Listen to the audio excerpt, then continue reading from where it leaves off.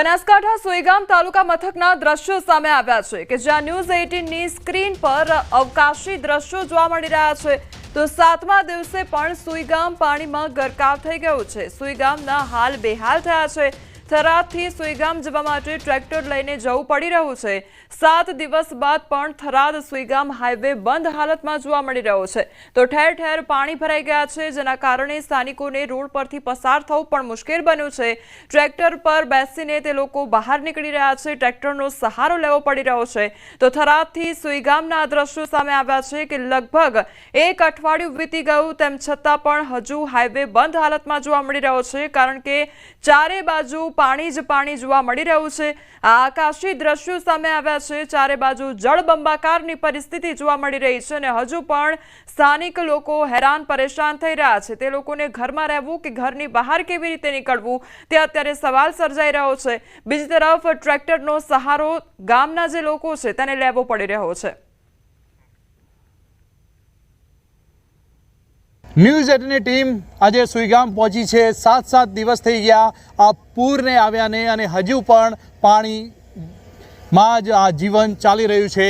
અત્યારે હું તમને અવકાશી દ્રશ્યો આ ડ્રોનના માધ્યમથી દ્રશ્યો બતાવી રહ્યો છું। આગળ ડ્રોન જશે। આ દ્રશ્યો જુઓ। આ થરાદથી સોઈગામ જવાનો જે મુખ્ય હાઈવે છે તે મુખ્ય હાઈવે પણ અત્યારે પાણીમાં જોવા મળી રહ્યો છે। અહીંથી તમારે સોઈગામ જવું હોય તો ગાડી તમારી આ રૂપાણીવાસ મૂકવી પડે છે અને ત્યાંથી ટ્રેક્ટર લઈને સોઈગામ જવું પડે છે। આ ટ્રેક્ટર પણ આવી રહ્યું છે સામે। આ રીતે આ થરાદ વાવ જે રોડ છે ત્યાંથી સોઈગામ જવા માટે ટ્રેક્ટરનો સહારો લેવો પડે છે અને લોકો ટ્રેક્ટર લઈને અવર જવર કરે છે। સોઈગામથી આગળ જલોયા સુધી જઈ શકાય છે અને જલોયાથી નડાબેટ કે 0 પોઈન્ટ સુધી જઈ નથી શકાતું। જે પ્રમાણે આ દ્રશ્યોમાં જુઓ કે જ્યાં નજર કરો ત્યાં સોઈગામમાં પાણી જ પાણી જોવા મળી રહ્યું છે। આ સોઈગામ તાલુકાનું મુખ્ય મથક સોઈગામ છે। સોઈગામમાં પાણી હોય તો સોઈગામના ગામડાઓની શું હાલત હશે આ દ્રશ્યો પરથી જ જોઈ શકાય છે। આ અવકાશી દ્રશ્યો તમે જે જોઈ રહ્યા છો આ અવકાશી દ્રશ્યોમાં જ્યાં નજર કરીએ ત્યાં પાણી જ પાણી જોવા મળી રહ્યું છે। પાણી વચ્ચે લોકો જીવી રહ્યા છે। પાણી વચ્ચે લોકો જમી રહ્યા છે। પાણીના વચ્ચે જ લોકો તમામ કાર્યો પણ કરી રહ્યા છે। મુખ્યમંત્રી પણ આવ્યા હતા અને મુખ્યમંત્રીએ પણ લોકોને મળ્યા હતા અને લોકોને કહ્યું હતું કે સરકાર તમારી સાથે છે। પરંતુ 7 દિવસ થવા છતાં પણ આજે જે જિંદગી છે તે પાણીમાં છે। અત્યારે લોકો પાણીમાં છે અને સર્વે શરૂ થઈ ગયો છે। લોકોના ઘરે ઘરે ફરીને તલાટી અને વહીવટીતંત્ર દ્વારા કેશડોલ પણ આપવામાં આવી રહી છે પરંતુ આ પાણી ક્યારે સુકાશે તે સૌથી મોટો અત્યારે પ્રશ્ન કહી શકાય છે। આ દ્રશ્યો અવકાશી દ્રશ્યો ન્યૂઝ 18ના ટીવી સ્ક્રીન પર આપ જોઈ શકો છો। જ્યાં નજર કરો ત્યાં પાણી જ પાણી છે। અમે આપને 360 ડિગ્રી વ્યૂ બતાવ્યા। પાણીમાં જઈને પણ અમે તબાહીના દ્રશ્યો બતાવ્યા અને હવે આ ડ્રોનના મદદથી આપને અવકાશી દ્રશ્યો બતાવી રહ્યા છીએ। કિશોર તુવર, ન્યૂઝ 18 ગુજરાતી, સોઈગામ।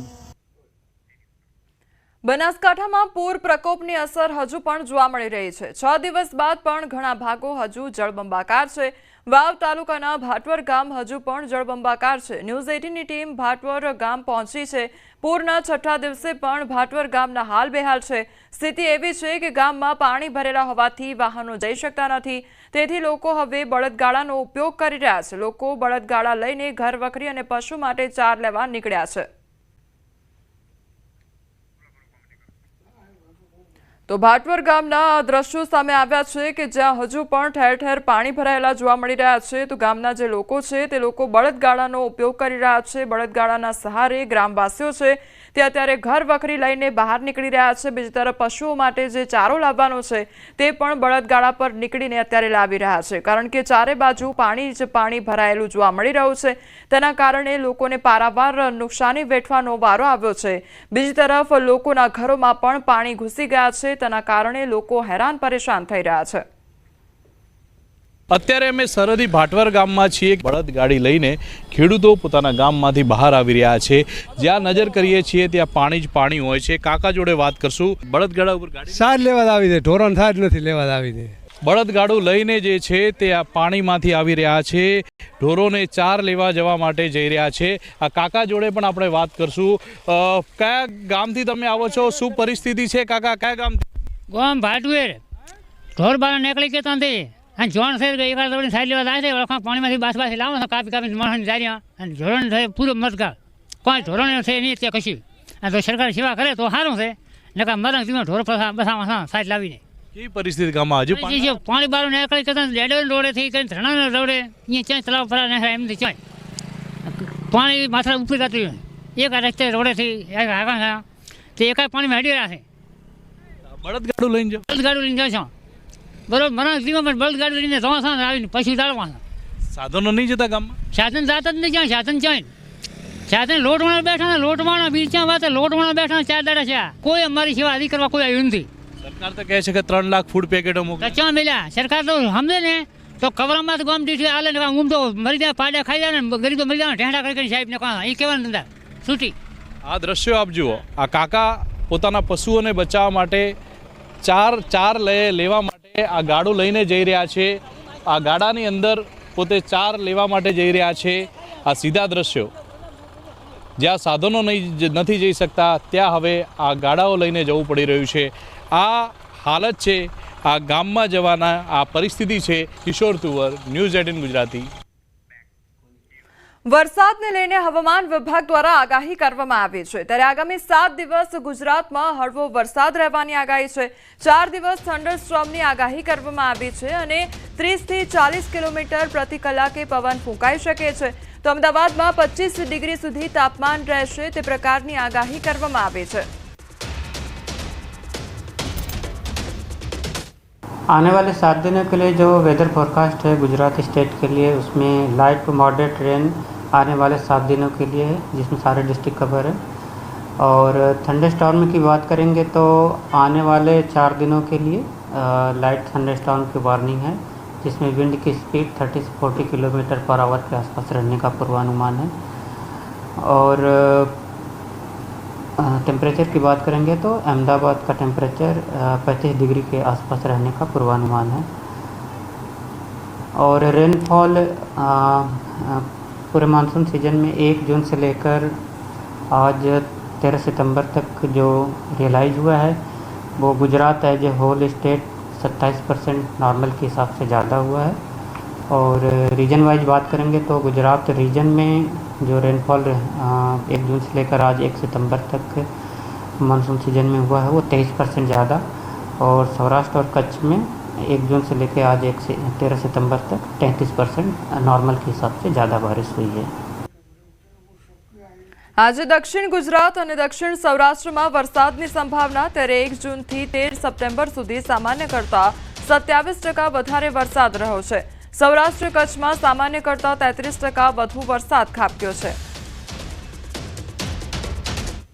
और आज के लिए ज़्यादातर साउथ गुजरात और साउथ सौराष्ट्र के डिस्ट्रिक्ट हैं जिसमें लाइट थंडरस्टॉर्म की वार्निंग है और कल से लेकर डे 4 तक गुजरात स्टेट के सारे डिस्ट्रिक्ट कवर हैं जिसमें लाइट थंडरस्टॉर्म के साथ जो विंड की स्पीड होगी वो 30 से 40 किलोमीटर के आसपास रहने का पूर्वानुमान है और जो लाइट टू मॉडरेट रेन है वो उसमें गुजरात स्टेट के सारे डिस्ट्रिक्ट कवर हैं जिसमें लाइट टू मॉडरेट रेन का पूर्वानुमान है आने वाले 7 दिनों के लिए દ્વારકામાં સતત બીજા દિવસે પણ ડિમોલેશન યથાવત જોવા મળી રહ્યું છે ત્યારે ગેરકાયદેસર ખડકાયેલા દબાણો પર ફરી વળ્યું છે બુલડોઝર બેધાર્મિક દબાણ સહિત અનેક બાંધકામો તોડવામાં આવ્યા છે જલારામ રહેણાંક વિસ્તારમાં ગેરકાયદેસર ભવનોને તોડી પાડવામાં આવ્યા છે તો પોલીસના ચુસ્ત બંદોબસ્ત વચ્ચે દ્વારકામાં ડિમોલેશન હાથ ધરવામાં આવ્યું છે તો દ્વારકામાં સતત બીજા દિવસે ડિમોલેશનની કામગીરી હાથ ધરવામાં આવી છે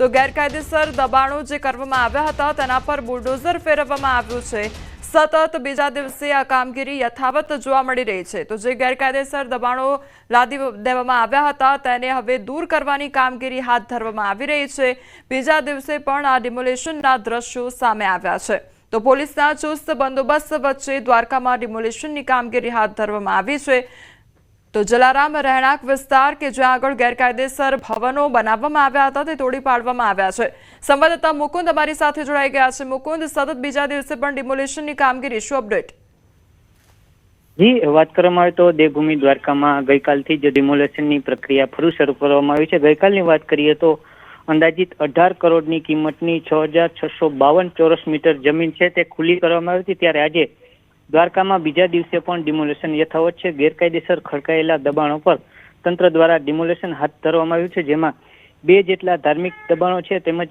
અન્ય બાંધકામો તોડી પાડવાની કામગીરી હાલ તંત્ર દ્વારા હાથ ધરવામાં આવી છે. જી મુકુંદ, સમગ્ર માહિતી બદલ આપનો આભાર. ભાવનગર શહેરમાં ખનીજ ચોરીને મદદરૂપ નેટવર્કનો પર્દાફાશ થયો છે. 3 અલગ-અલગ વોટ્સએપ ગ્રુપ દ્વારા સરકારી અધિકારીઓની લોકેશન અને હિલચાલની જાણકારી આપવામાં આવતી હતી. અધિકારીઓની ગાડીના નંબર, લોકેશન વોઇસ મેસેજથી શેર કરવામાં આવતા હતા. માહિતીના બદલામાં ખનીજ માફિયાઓ પાસેથી નાણાંની વસૂલાત કરતા હતા. તો ભૂસ્તર શાસ્ત્રી અધિકારી ભરતકુમાર જાલોદરાએ આ મામલે ફરિયાદ કરતા કાર્યવાહી કરવામાં આવી, જે આધારે પોલીસે 3 વોટ્સએપ ગ્રુપના 3 એડમિનની ધરપકડ કરી કાયદેસરની કાર્યવાહી હાથ ધરી છે. વોટ્સએપ ડેટામાંથી વધુ ખુલાસાની પણ શક્યતા છે. તો સરકારી અધિકારીઓની જાસૂસીનો આ મામલો સામે આવ્યો છે અને તે અંગેની ડિટેલ્સ પણ શેર કરવામાં આવતી હતી. હવે આ અંગે વધુ કાર્યવાહી હાથ ધરવામાં આવી છે અને તપાસ હાથ ધરવામાં આવી છે.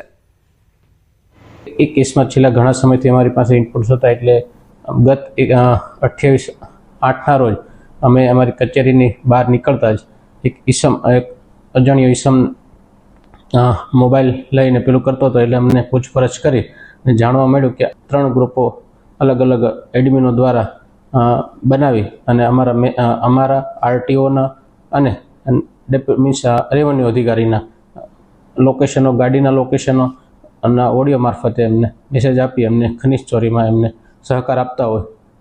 ઘોઘારોડ પોલીસ સ્ટેશનમાં ફરિયાદ દાખલ કરવામાં આવેલા છે. પોલીસ દ્વારા આ તમામ મોબાઈલો જે છે તેને સીઝ કરી અને ગાંધીનગર ખાતે FSL અધિકારી ખાતે જુદા જુદા પુરાવા મેળવવાની કાર્યવાહી હાલમાં ચાલી છે.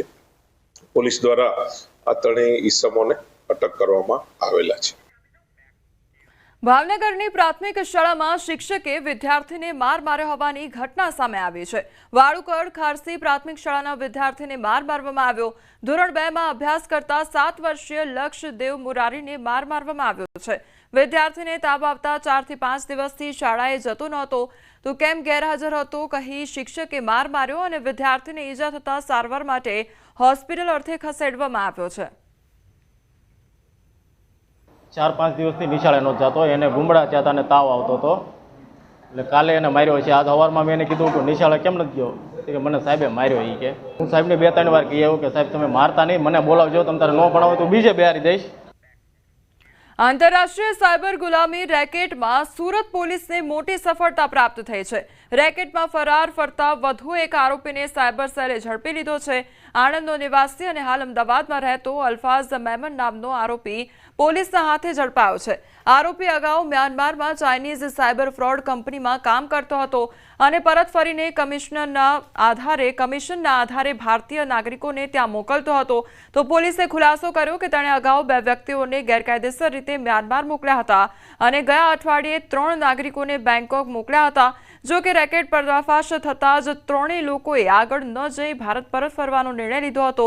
અત્યાર સુધી આ કેસમાં કુલ 7 થી વધુ આરોપીઓની ધરપકડ કરવામાં આવી છે. સાયબર સ્લેવરીના રેકેટમાં અમે લોકોએ અમારી જે ટીમ છે સાયબર સેલની, એ લોકોએ 7મા આરોપીને પણ ઝડપી પાડ્યો છે. એમનું નામ છે અલ્ફાઝ મેમન. એ અમદાવાદનો રહેવાસી છે અને એમને જે અમે લોકોને બાતમી મળી અને ટેકનિકલ વર્કઆઉટ કર્યું, એમાં એમનું લોકેશન આણંદ ખાતે હતું અને લોકેશન આણંદથી આપણી ટીમે ત્યાંથી એમને લઈને આવેલી છે. એ એકચ્યુઅલી દાનિશને ઉપર, જે આપણે છેલ્લા આરોપીને ગિરફ્તાર કરી હતી, તો એ દાનિશના જે ઉપરનો એજન્ટ હતો એનું નામ અફઝલ છે. સુરેન્દ્રનગર શહેરમાં 80 ફૂટ રોડ પર આવેલા મચ્છુનગર, રાયકાનગર, કુંતા પાર્ક સહિતની સોસાયટીઓના વિસ્તારમાં હજુ પણ વરસાદી પાણી ભરાયેલા છે. અહીં ભૂગર્ભ ગટર પણ બ્લોક થઈ જતા ગટરના ગંદા પાણી ઉભરાઈને વરસાદી પાણી સાથે મિશ્ર થઈ જાય છે. ચોમાસાની શરૂઆત થઈ ત્યારથી આ વિસ્તારમાં વરસાદી પાણી ભરાયા છે, જે હજુ પણ સુધી ઓસર્યા નથી અને ગંદા પાણી સોસાયટીમાં મુખ્ય રસ્તા પર પણ ફરી વળતા લોકો આ ગંદા પાણીમાંથી પસાર થવા માટે મજબૂર બન્યા છે. સતત ભરાઈ રહેતા ગંદા પાણીના કારણે લોકો રોગચાળાનો શિકાર બની રહ્યા છે। આ મામલે સ્થાનિકો દ્વારા મહાનગરપાલિકામાં અવારનવાર રજૂઆત કરવા છતાં મહાનગરપાલિકા દ્વારા કોઈ જ કામગીરી કરવામાં ન આવતી હોવાનો સ્થાનિકો આક્ષેપ કરી રહ્યા છે। આ વિસ્તારમાં 10થી વધુ સોસાયટીના 700થી વધુ 3 માસ કરતાં વધુ સમયથી પારાવાર હાલાકીનો સામનો કરી રહ્યા છે। ખાસ કરીને માલધારી સમાજ, ઓબીસી સમાજ અને પેલી બાજુ અનુસૂચિત જાતિ સમાજની ખૂબ મોટી વસ્તી અહીંયા વસવાટ કરે છે, પરંતુ અહીંયા તમામ પ્રકારની પ્રાથમિક સુવિધાઓનો તદ્દન અભાવ છે। અભાવ તો જવા દો, પણ એટલી હદે મુશ્કેલી છે કે પારાવાર મુશ્કેલીઓ છે। અહીંયા ચોમાસા પહેલાં પાણી ભરાય છે અને ચોમાસામાં જે વરસાદી પાણી છે એનો તદ્દન નિકાલ નથી થતો। હમણાં છેલ્લા મેં પોતે રજૂઆત કરેલી છે, એનો અરજી નંબરે કહી દેવી 10/3/11 નંબર છે અને એક 9809 નંબર છે। ઘણી બધી વાર રજૂઆત કરી, ઘણી બધી વાર એ લોકોએ ટોલ ફ્રી નંબર જાહેર કર્યો છે કે ટોલ ફ્રી ઉપર ફોન કરીને માહિતી આપવાની, તો શેનો ટોલ ફ્રી નંબર જાહેર કર્યો? ટોલ ફ્રી ઉપર તો કોઈ માહિતી આપે તો કોઈ એ પ્રમાણે તો કામ કરતું નથી કોઈ। અમારા એટલી ગંદકી હે ને વાત જાવ તો છોકરાઓ બધા બીમાર થઈ ગયા, આ કોઈ સાંભળતું ન, જો ગંદકી કોઈ આજુબાજુમાં કોઈ જોતા નહીં, કેવી ને તોય જેમ તેમ નાખે, કેવી એટલે ઝઘડવા દોડે। નેપાળ હિંસામાં મૃત્યુઆંક હવે 51 પર પહોંચી ચૂક્યો છે, જેમાં 30 મૃતકોના મોત ગોળી વાગવાથી થયા હોવાનું સામે આવ્યું છે। નેપાળમાં વિરોધીઓએ પશુપતિનાથ મંદિરથી પરત ફરી રહેલા ભારતીયોની બસને પણ નિશાન બનાવી હતી। નેપાળમાં હોટલ ઉદ્યોગને 1600 કરોડનું નુકસાન પહોંચ્યું છે। સુશીલા કાર્કીના શપથ ગ્રહણ બાદ નેપાળમાં વચગાળાના મંત્રીમંડળની જે નિમણૂક કરવામાં આવી છે અને અત્યારે નેપાળની જે હાલત છે તે ખૂબ જ ખરાબ જોવા મળી રહી છે।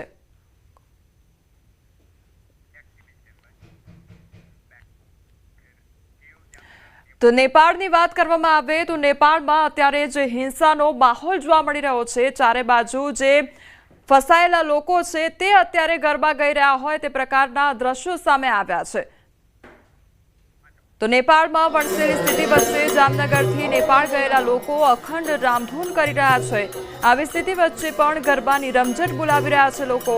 જામનગરના જોડિયા પંથકમાં આવેલા હડિયાણા ગામના 14થી 15 વડીલો પણ નેપાળના કાઠમંડુમાં આવેલ પશુપતિનાથ મહાદેવ નજીકની હોટલમાં રોકાયા છે।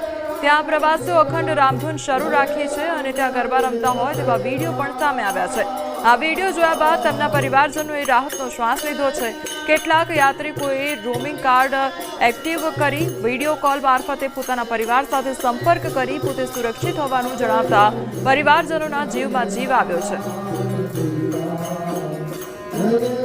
નેપાળમાં હિંસા છે તે ફાટી નીકળી છે અને સોશિયલ મીડિયા અને તમામ ઇન્ટરનેટ સેવાઓ પર પ્રતિબંધ ફરમાવી દેવામાં આવ્યો છે। અરાજકતા વચ્ચે જામનગરના હડિયાણા ગામના જે વૃદ્ધો છે, વડીલો છે, તે રામધૂન માટે ત્યાં પહોંચ્યા છે અને રાજકોટ જિલ્લાના જે ટીમ છે તેની સાથે આ લોકો ગયા છે। ત્યારે હડિયાણા ગામના જે વતની છે, જેમના પરિવારજનો છે, આપણી સાથે છે। શું કહેશો, કેવી પરિસ્થિતિ નેપાળમાં અને કેટલા લોકો હડિયાણાથી ગયા છે? હડિયાણાથી 15-16 જણા ગયા છે। પહેલા નેપાળની પરિસ્થિતિ બહુ જ ખરાબ હતી। અમને એવું લાગતું હતું કે અહીંયા તો જે સમાચાર રોજ જોતા હતા અમે, એટલે અમને એવું લાગતું હતું, બહુ જ એમાં અમને ચિંતા થતી હતી। પણ રોજ અત્યારે ફોન આવે છે ને કહે છે કે અમને કોઈ જાતની ચિંતા નથી, રામના ભગવાનના નામ લે છે, અમને કોઈ જાતની ચિંતા નથી। શું નામ છે? કેટલા લોકો ત્યાં ગયા છે અત્યારે? અત્યારે અમારા ગામના 15 થી 16 જણા ગયા છે। એક